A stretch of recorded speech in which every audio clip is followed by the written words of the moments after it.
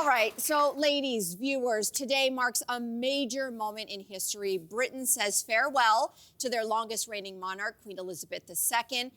So we have just come off of hours and hours, in fact, in Ottawa, still hours of coverage with regards to pomp and circumstance and all of the things. Your reaction to what I guess in many is marking the end of these many days of mourning and now will be the official funeral. Reaction to everything that's gone down.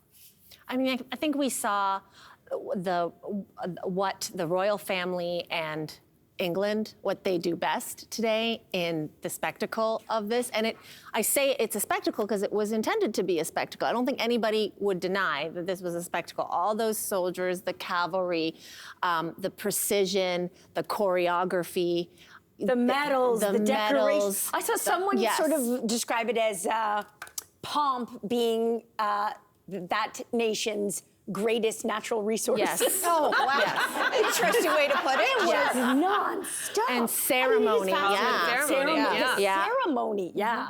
Wow. I mean, it's a lot. It's been a long, it feels like 2 weeks. Yeah, almost. It's been a lot. It's been a lot.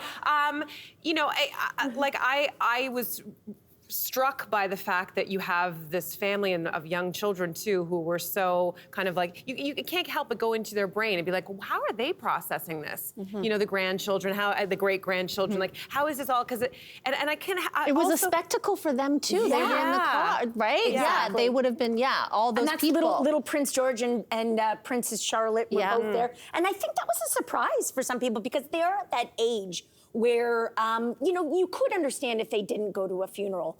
But I'm glad they were there, and I read a few things that they were understanding just how important Granny was. You know, Gang, as they called her. Yeah. But notably absent was Prince Louis. And I don't know if that was by not only was he the youngest, but if you recall, it was the Trooping of the Colors, and he stole the show. He was a little unruly. A couple of these. He's a little guy. He's a little guy. So he might be too young, but he also could have really upended what was otherwise a very somber morning and afternoon in London. But I will say, I'm still like, am I that person who's still trying to read Meghan and Harry's faces? I was feeling every time. I mean. Meghan. I was just feeling for Meghan, even while they started singing the hymns inside the church, because I thought to myself, like, does she know them? Does she know the words? Because I wouldn't necessarily know the words, and you know that the British tabloids will be like on her, being like, you know? It was funny you bring up Meghan because the last time that we saw her there in this kind of way was her really beautiful, joyous wedding to Prince Harry. They got married in the very same church at St. George's Chapel, and I kind of thought, what is she? That's emotionally for that family, those buildings hold such joy and such pain simultaneously. And I think if there's anything to be said about the coming together, I mean, not that most funerals don't look like this, by the way, but I do think there is a power in communal grieving and mourning, as you can see there, because I'm sure it's giving them some solace and some closure.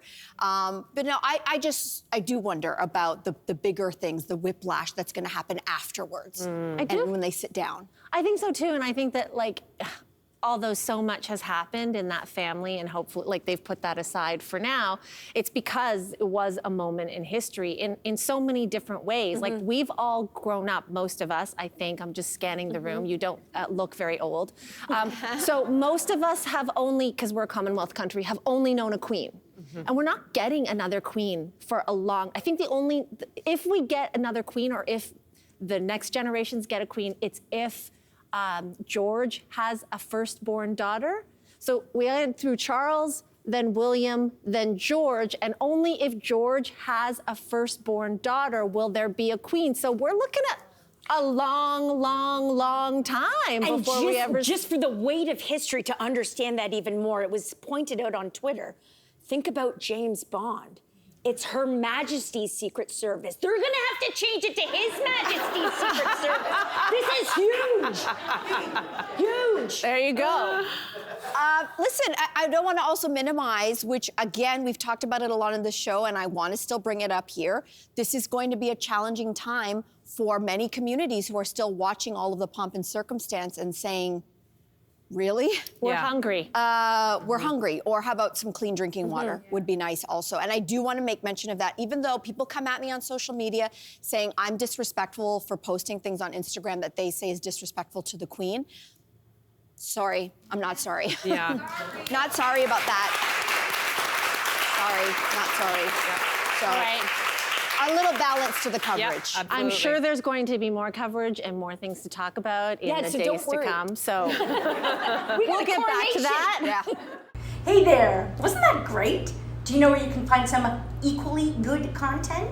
Our YouTube page. It's filled with discussions, debates, and some laughs. Head there now, like and subscribe.